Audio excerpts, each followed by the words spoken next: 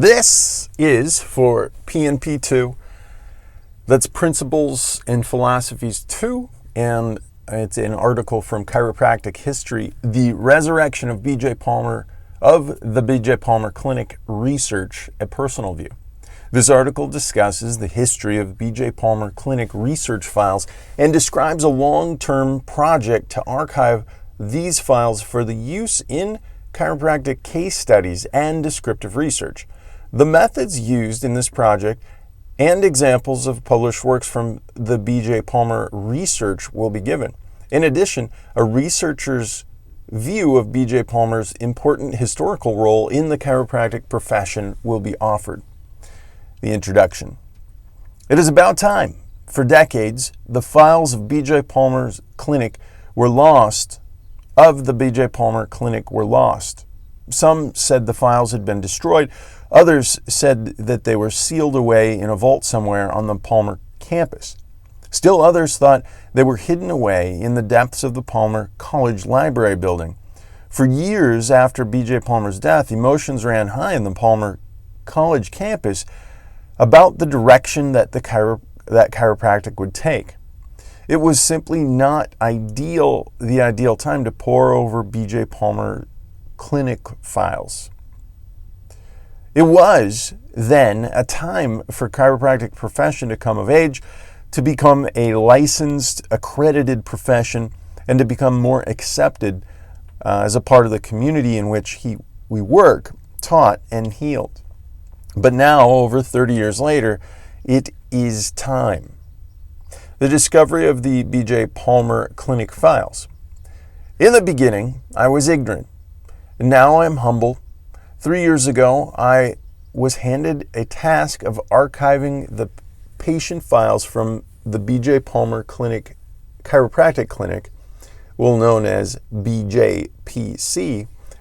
When I first saw the files, they just looked like a warehouse-sized room full of rusty file cabinets. No problem, I thought.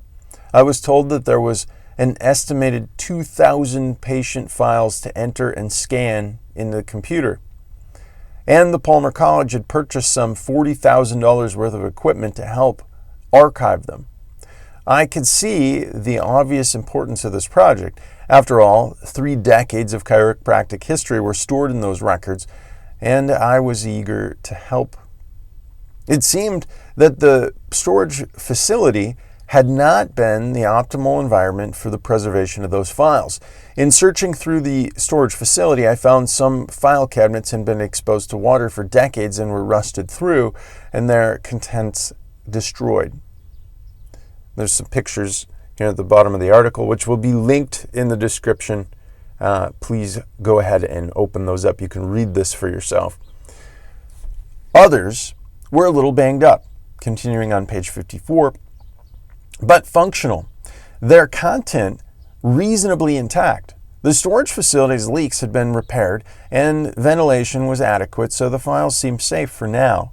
A team of students and I studied the aisles of cabinets for clues about the actual numbers of files. We were able to discern that there were nearly 6,500 patient files spanning from 1935 to 1961. Unfortunately, many of the older files had been destroyed by time and the elements. The history of the B.J. Palmer Clinic files. Through the decades following B.J.'s death, rumors about B.J.'s files had spread like wildfire through the Palmer campus and throughout the chiropractic profession. Some said that the files had been destroyed by Dr. David Palmer. Others said that the files were locked in a vault somewhere. Nearly everyone was saddened to think either possibility. I had even heard of one of the DC claiming that BJ's files were in his possession. When I actually saw the warehouse of files, it entertained me just how ludicrous these rumors had been. The storage facility containing these records is huge. Soon after B.J. Palmer's death, sweeping changes occurred in the Palmer's College campus, and the Palmer Clinic was no longer served as a research facility. The large room full of patient records containing all of BJ's research remained untouched for over a decade. Mr. Bob Mast, the director of Palmer College's facilities office was asked to transport the file cabinets to Palmer's library building. Later in the 1980s, the old elevator shaft was opened and discovered even more of B.J. Palmer's records, corresponding and personal papers. They, too, were moved to the new library building by Bob Mast and the crew of assistants. For security reasons, few on the Palmer campus knew the whereabouts of BJ's papers and research files. No one on campus initiated a plan to archive or study the actual patient files until the early 1990s. Several key administrators on the Palmer campus toured the file storage facility to decide what, if any, could be done to preserve these 30-year slice of chiropractic history and research. Although the political climate at the Palmer College in the 1960s and 70s was not conducive to look at research records, in the 1990s the files appeared to be nostalgic enough to preserve. Dr. something Batty, the director of the Palmer College Institute for Graduate Studies and Research, recognized the value of the files as both historical and chiropractic research records. He authorized funding out of his research fund his research budget to begin the archive of records to make them computer accessible for future research projects. This was a turning point in the history of the B.J. Palmer clinic files. The research inside the files. When I first reached for a file in the warehouse, I just wanted to see what I had gotten myself into. The rusted file cabinets reluctantly surrendered the file, completely encrusted in a half-century's worth of black something. The reason I am struggling a little bit is not all of these words are easy to see because of the way that it was scanned in imaged. As I thumbed through the pages of my first file, I began to get an education about the chiropractic of decades past, and education about B.J. Palmer, and an education about chiropractic research. Although I had spent 5 years as a patient, 3 years as a student, and many more as an alumni at the Palmer College, nothing could have prepared me for the education I was about to receive. As I looked through the files, I was astounded by the sheer amount of documentation contained therein. Patients received daily chiropractic exams and instrumentation with the neurocalorimeter throughout the duration of their care. Patients received weekly physicals by a medical doctor on staff, weekly blood and urine tests, vision and audiometric exams, blood pressure studies, basal metabolic studies, and much more. Radiological studies were extensive. As I pored over the several hundred pages of the first file, I began to think, how did they get patients to comply with this much research? We could never get patients to submit this many tests. And somehow, in the name of chiropractic research, all of these patients complied and data was collected. Then, as I recovered from the initial amazement, I began to wonder, how did I study for 3 years at Palmer and I never knew that any of this was ever done? I do not, as a rule, do this much thinking out loud to myself, but the room full of files was very thought-provoking. I came to the realization on that day that I had never really known B.J. Palmer at all. B.J. Palmer, the researcher. So much was written about B.J. Palmer's colorful life. I had heard of this tumultuous childhood, his world travels, his bone collections, and his quirks. I had always thought of him as a rather eccentric and outspoken leader of the profession and self-appointed guardian of the HIO, the hole-in-one technique. But nothing had prepared me for what I was about to learn about B.J. Palmer, the researcher. B.J. Palmer could have simply provided outstanding chiropractic care to thousands who came to the Palmer School. That in itself would have been a significant contribution to the chiropractic profession. But something drove him to use nearly every piece of technology known at the time to document what happened to every single patient under chiropractic care at the B.J. Palmer Clinic. He appeared to be asking many research questions. What changes occurred in the blood chemistry while a patient is under chiropractic care? What vision and audiometric changes occur? I was not sure if those research questions were ever answered definitively from the researcher's standpoint during B.J. Palmer's life, but at least he gathered data so that somebody someday could answer the question. During his lifetime, B.J. Palmer also published a number of books, pamphlets, and articles, some based on the BJPC chiropractic records. This is 1 through 10. However, there was so much data collected that these publications barely scratched the surface. Since B.J. Palmer's work was all self-published, it also had not been broadly disseminated into the health professions outside of chiropractic. In addition, since Dr. Palmer was a clinician and not a researcher by training or trade, he often used a testimonial approach to writing. It is quite possible that the data collected in the B.J. Palmer Clinic may be analyzed and reported using a more scientifically structured approach. It may become a great resource for chiropractic or general health professional literature. A handful of cases studied have been published from the B.J. Palmer Clinic files on the topics ranging from asthma to multiple sclerosis. However, the vast quantity of patient files that could lend itself to a larger scale study of the data. It is surely one of B.J.'s greatest accomplishments that he saw it to come that the data was collected on patients in the BJPC. This alone must have been a monumental task. Even still, BJ found the time to report on particular topics of interest such as urological and hematological changes observed in the chiropractic care. A circa 1955 report based on the data from BJPC files. B.J. Palmer also compiled data from a series of field research, one which was a report on several thousand cases from field DC's offices on such topics such as,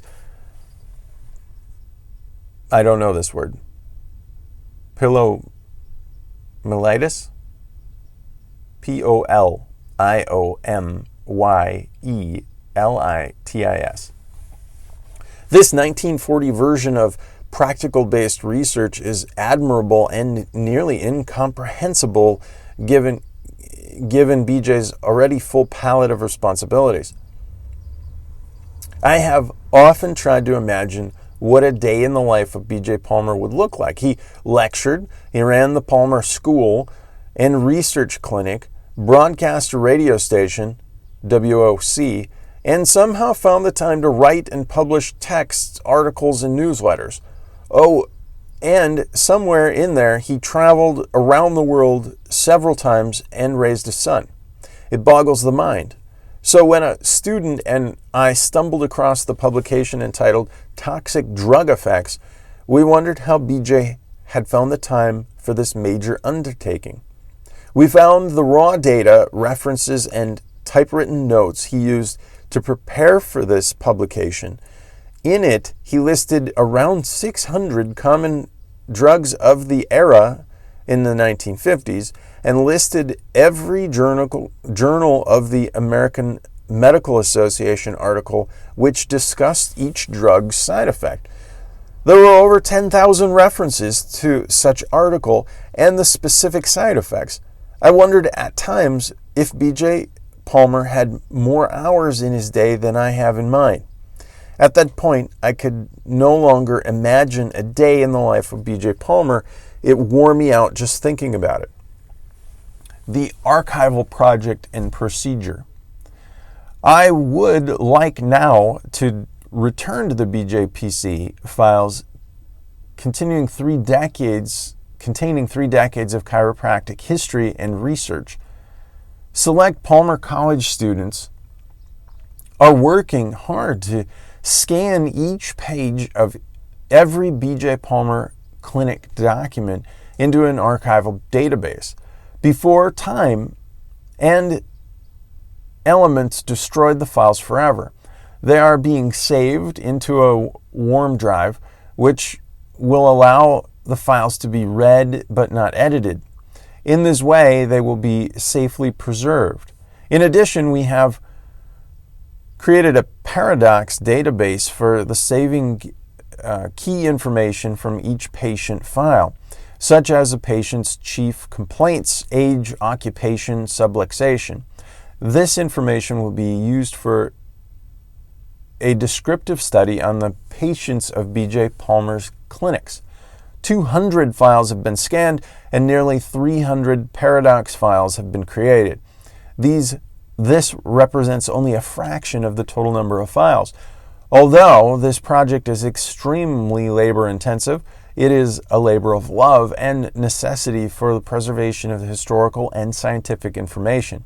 Of course, I see it as essential since these files, if ignored, will definitely go away. Current publications and how they differ from BJ's past works. The scanning will continue perhaps into the next century. Years of work will be required to even have a significant portion of the files entered into computers. In the meantime, when we come across a chiropractic miracle in the files, it is reviewed for use as a chiropractic case study. It is not only an unusual disease or profoundly dramatic case that, to me, means a chiropractic miracle. Any patient who suffered and was not successfully managed by the medical world and then realized health through chiropractic care constitutes a miracle to me. As mentioned earlier, 5 such studies have been published over the past 3 years. They are written in traditional research writing style rather than the testimonial approach often used by B.J. Palmer. B.J. Palmer was the master of the testimonial. As many know, B.J. Palmer recorded a huge library of tapes of patients' testimonials, some used for teaching students and others for educating patients. Some of his outstanding cases were used in his radio broadcast on WOC radio to demonstrate the wonder of chiropractic. At this time in chiropractic history, the testimonial approach may have been essential. Chiropractic was new, and news of its miracles really needed to be shared. It was important to share the possibility of the chiropractic with patients who could potentially be helped. It was not a time in which the medical world would have even considered chiropractic research. After all, the chiropractors of the time were simply trying to keep themselves out of jail. Today is somewhat different. Patients and providers alike are becoming extremely educated and avoid consumers of alternative and complementary health care. Today is somewhat different. Patients and providers alike are becoming extremely educated and avid consumers of alternative and complementary health care, and certainly chiropractic care. Chiropractors serve as at least 10 to 15% of the U.S. population and nearly 1/3 of the lower back pains in this country. Critics of the chiropractic and potential consumers of chiropractic services will not easily be swayed by testimonials. In this era of chiropractic history, studies such as those referred to above by many may be more appropriately venue for the transfer of information about chiropractic care. Of course, Anyone with a research background knows that the case studies, they are a beginning, but an essential beginning nonetheless. Certainly, larger scale observations and experimental studies are essential to demonstrate this scientific basis of chiropractic.